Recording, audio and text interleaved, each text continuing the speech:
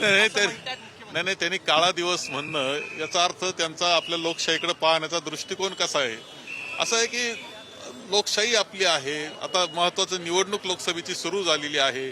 त्यावेळेस देशाचे प्रमुख मंडळी येत आहेत, लोकांशी संवाद साधतायत. हा एक अत्यंत सुंदर प्रक्रियेचा भाग आहे हा. जो राज्यघटनेनं दिलेला अधिकार आहे याचा अर्थ असा की त्या राज्यघटनेच्या याला सुद्धा ते काळ शब्द वापरतायत असं म्हणलं तरी वाव ठरत नाही. आणि मुख्यमंत्र्यासारख्या व्यक्तिमत्वानं असा उल्लेख करणं लोकशाहीच्या गोष्टीचा हे अत्यंत दुर्दैवी आहे. महाराष्ट्राकरता दुर्दैवी आहे. तो पूर्वीच झालेला होता. नवीन काय केलंय त्यांनी? काही होणार नाही. आपण निकाल पहा. आता 4 जून पहा काय येते तेव्हा लोक येत आहेत. पहा उत्साह किती.